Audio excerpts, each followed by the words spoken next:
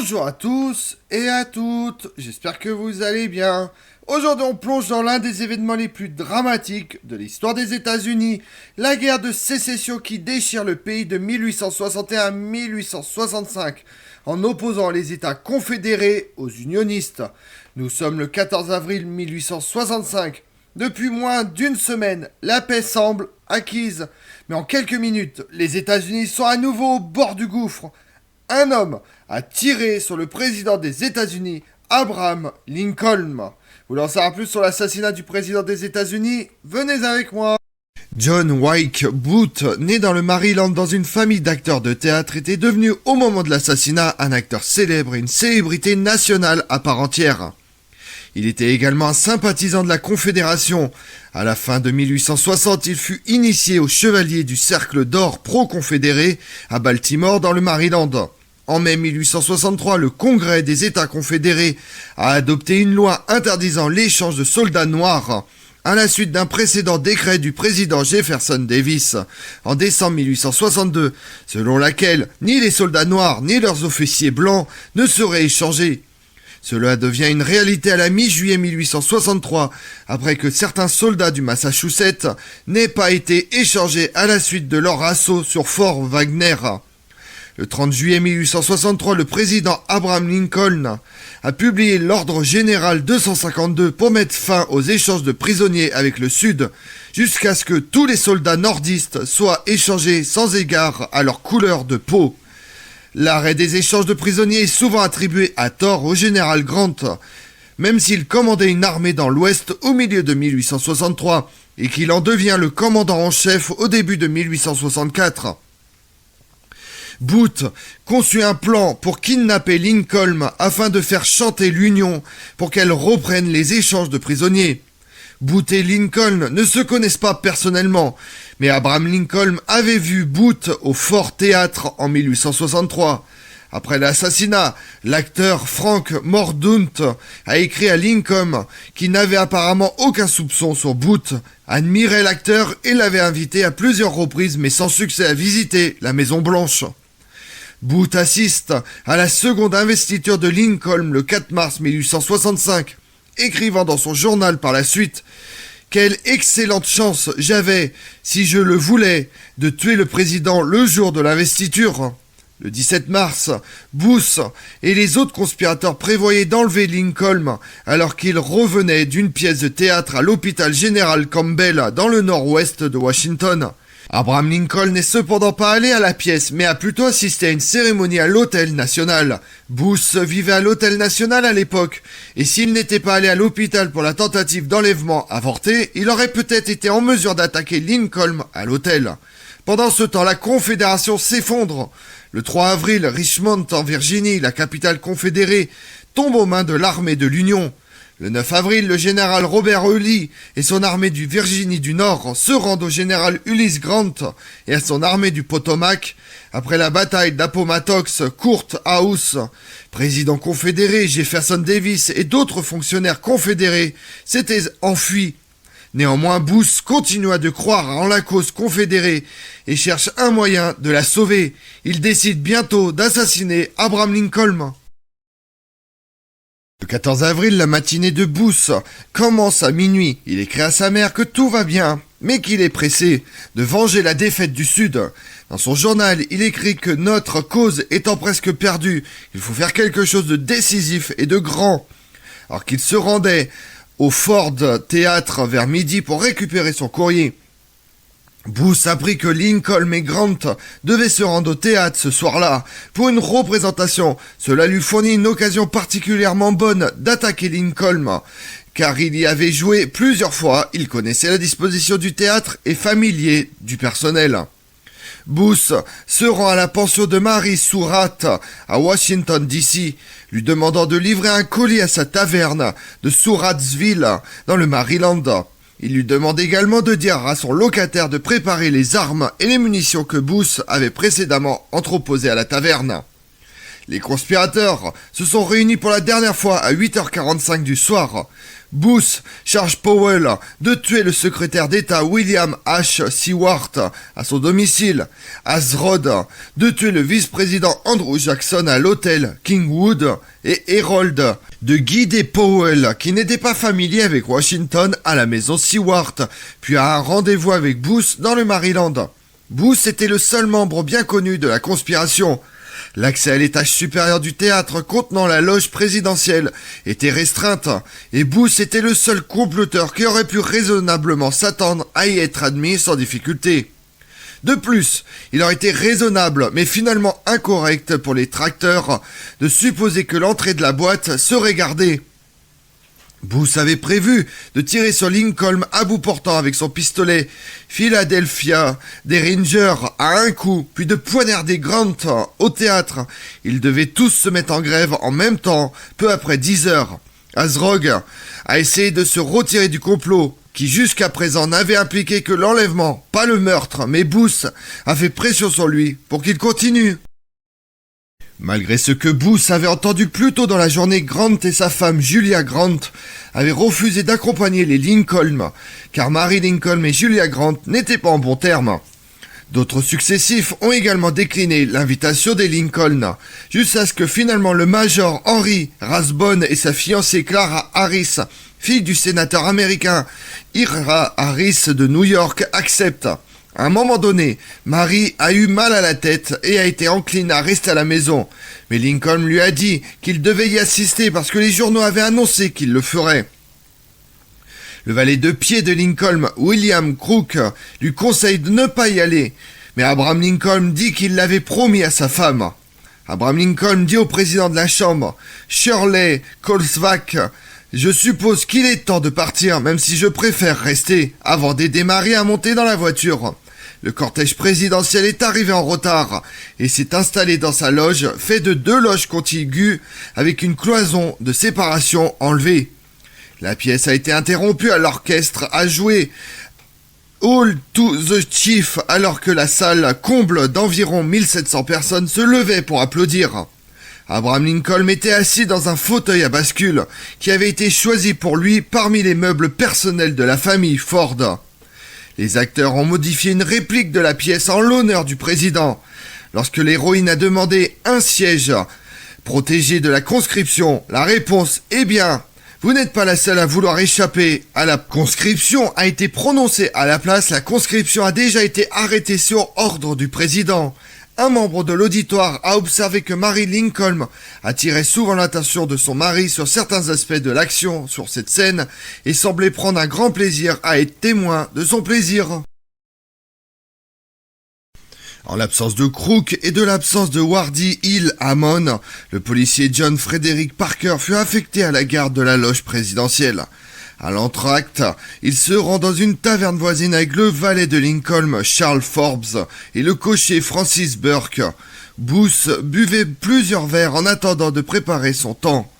On ne sait pas si Parker est retourné au théâtre, mais il n'était certainement pas à son poste lorsque Booth est entré dans la loge. De plus, il n'y a aucune certitude que l'entrée aurait été refusée à une célébrité comme Booth, qui avait préparé une attelle pour barrer la porte après cette entrée dans la loge, indiquant qu'il s'attendait à un garde. Après avoir passé du temps à la taverne, Booth entre une dernière fois dans le théâtre vers 10h10 du soir, cette fois par l'entrée principale. Il traverse le cercle de la robe et se dirige vers la porte qui menait à la loge présidentielle, après avoir montré à Charles Forbes sa carte de visite. Le chirurgien de la marine a vu Booth arriver vers 10h25. Un homme entrait et marchait lentement le long du couloir où se trouvait la boîte, et j'ai entendu un homme dire « Il y a Booth !» et j'ai tourné la tête pour le regarder. Il marchait toujours très lentement, et était près de la porte de la boîte quand il s'arrêta, prit une carte dans sa poche, écrivit quelque chose dessus, et la donne à l'huissier qui l'apporte à la boîte. Au bout d'une minute, la porte s'ouvre et il entre. Une fois à l'intérieur du couloir, Booth barricade la porte en coinçant un bâton entre elle et le mur. De là, une deuxième porte menait à la loge de Lincoln. Quand Booth ouvre la porte, s'avance et tire dessus par derrière avec son pistolet. La balle est entrée directement dans le crâne d'Abraham Lincoln, derrière son oreille gauche, a traversé son cerveau et s'est immobilisée près de l'avant du crâne, après avoir fracturé les 2 plaques orbitales.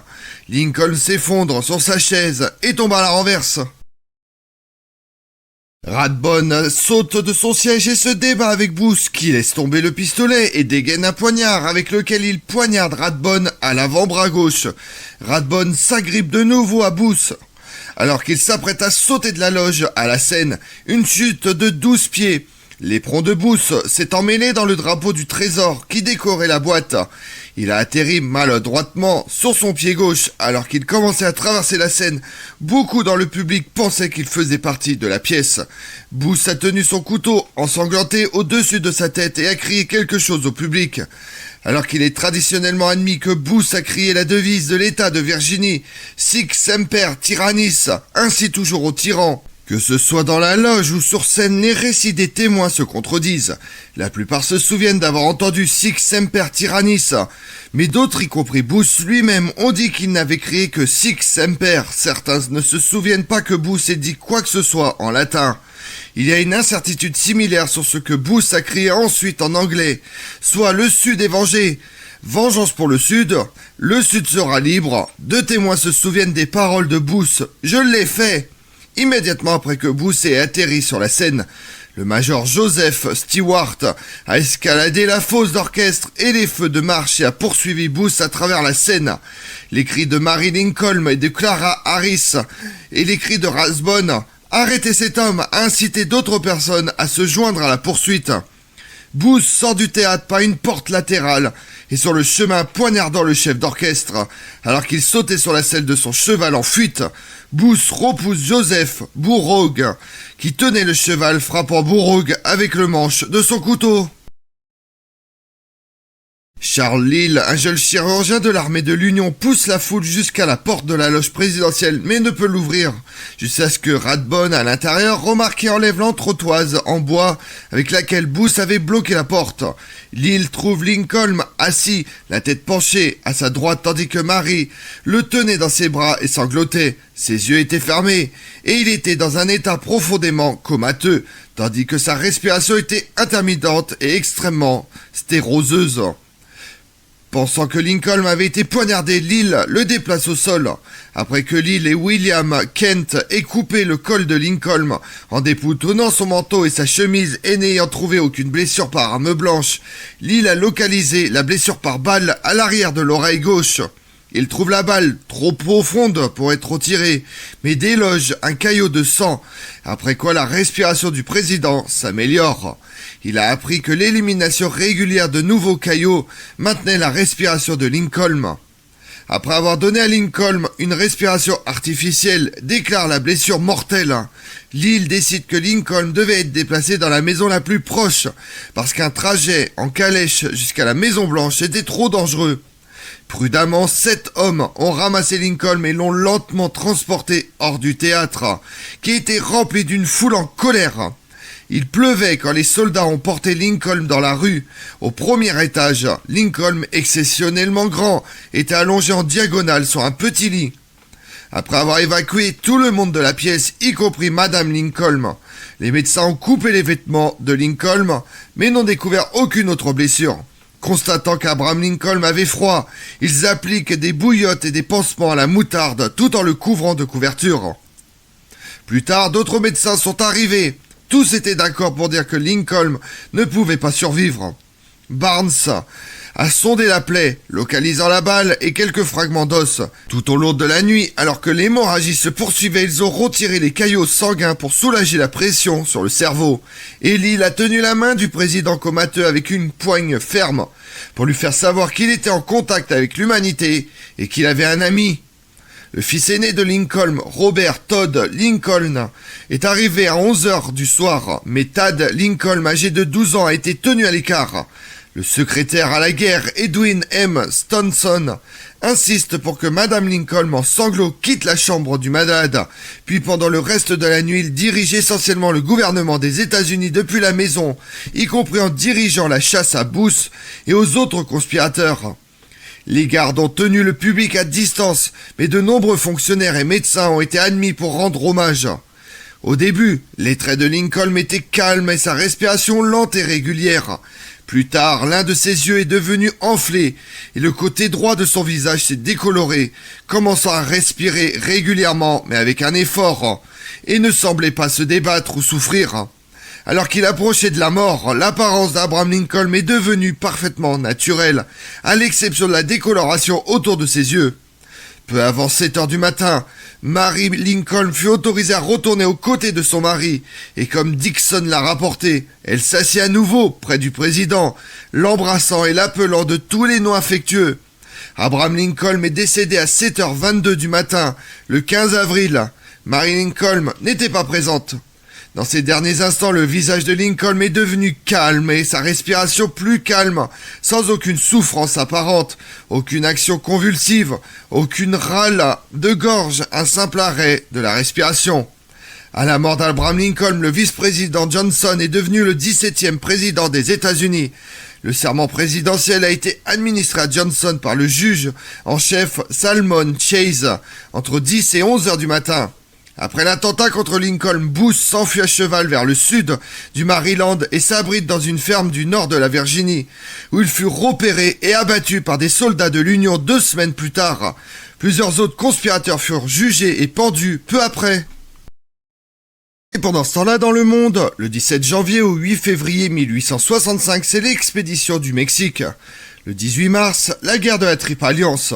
Le Paraguay déclare la guerre à l'Argentine, qui a refusé le passage des troupes paraguayennes sur son sol.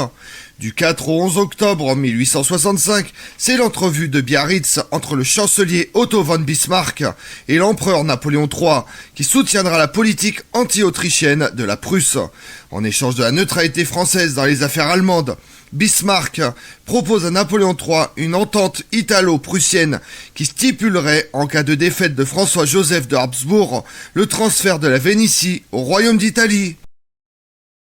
Comme on l'a vu, le 14 avril 1865, le président Abraham Lincoln 1861-1865 a été assassiné alors qu'il assistait à une pièce de théâtre à Washington. Cet assassinat politique, survenu quelques jours après la fin de la guerre de sécession, avait pour but de venger les États du Sud. L'événement sans précédent a profondément marqué le peuple américain. Abraham Lincoln a présidé les États-Unis de 1861 à 1865. Son unique mandat, qui s'est soldé par son assassinat le 15 avril 1865, a été marqué par la guerre de sécession et l'adoption du 13e amendement des États-Unis qui abolit l'esclavage. Je vous remercie d'avoir suivi cette vidéo en ma compagnie. Si vous voulez connaître mes autres vidéos, retrouvez-moi chaque matin à partir de 6h45 sur ma chaîne YouTube Tout sur l'Histoire avec Damien, mais également sur les réseaux sociaux Twitter et Instagram, Histoire Damien. Et pensez à liker, commenter et vous abonner. Je vous remercie à tous.